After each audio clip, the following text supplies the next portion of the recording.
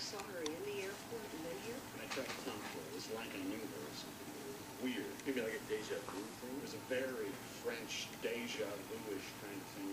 Weird. At least you're out there seeing people again. That's terrific. Well, I mean, there's really just the one. Victoria. You don't like Victoria? She laughs like a hyena. Is this true? No.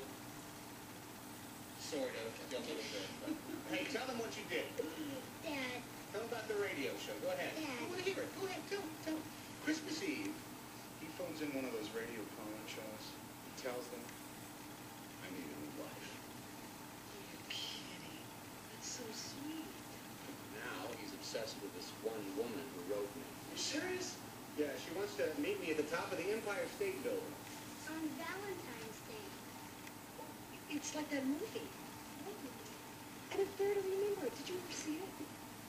Oh, God. Cary Grant and Deborah Carr.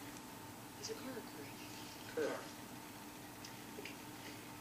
She's going to meet him at the top of the Empire State Building. Only she got hit by a taxi. And he waited and waited.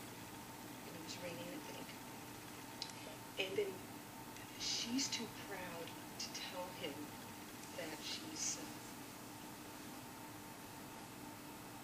pregnant.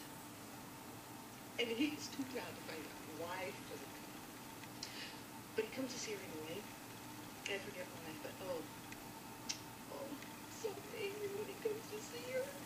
Because he doesn't even notice that she doesn't get up to say hello. And he's very bitter.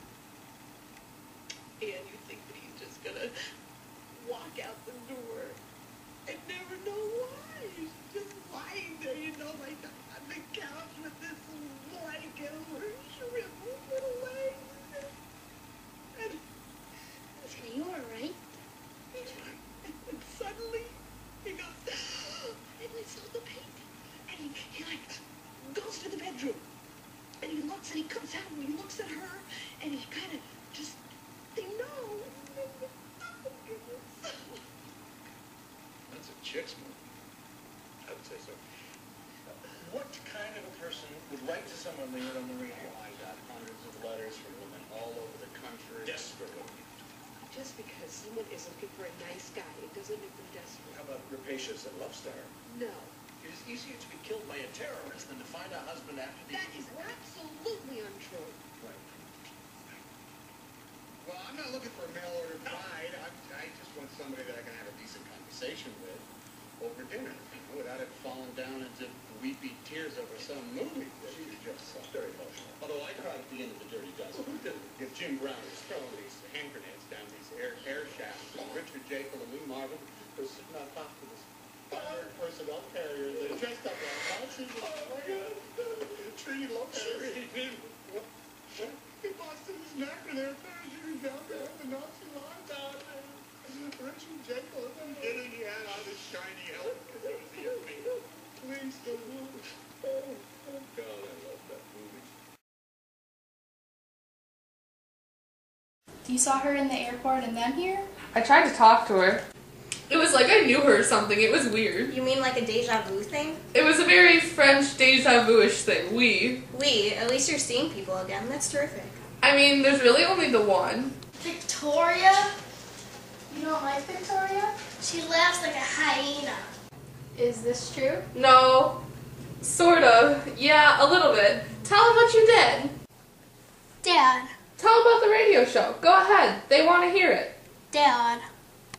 Go ahead. Tell them.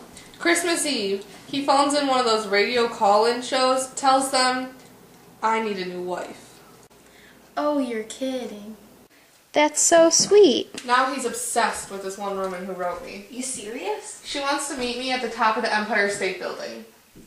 On Valentine's Day. It's like that movie. What movie? It's Fair to Remember. Did you ever see it?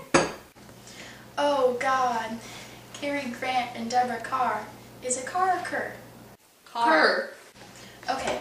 She's going to meet him at the top of the Empire State Building. Only she got hit by a taxi. And he waited and waited.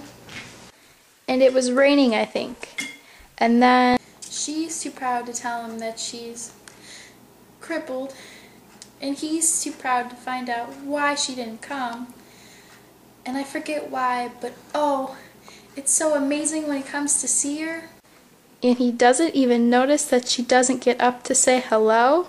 And he's very bitter, and you think he's just gonna walk out the door and never know why she's just lying there on the couch with a blanket over her shriveled little legs. Are you alright? She's fine. Suddenly he goes, I already sold the painting. And he goes to the bedroom, and he looks, and he comes out, and he looks at her, and he kind of just, and then they know, and then they hug, and it's so... That's a chicks movie. I would say so. What kind of person would write to someone they heard on the radio? Oh, I got hundreds of letters from women all over the country. Desperate women. Just because someone's looking for a nice guy does not make them desperate. How about rapacious and love-starved? No. It is easier to get killed by a terrorist than to find a husband after the age of... That is absolutely untrue. Right, honey. Right. Well, I'm not looking for a bride. I just want somebody I can have a decent conversation with over dinner, you know, without it falling down into weepy tears over some movie. She's very emotional. Although I cried at the end of The Dirty Dozen. Oh, who didn't? Jim Brown is throwing these hand grenades down these air shafts, and Richard Jackal and William R. were sitting on top of these armored personnel carriers dressed up like Nazis. They're waiting. Trini Lopez. He busted his neck when they were parachuting down behind Nazi lines. Stop it! Richard Jackal had on a shiny helmet because he was the MP. No more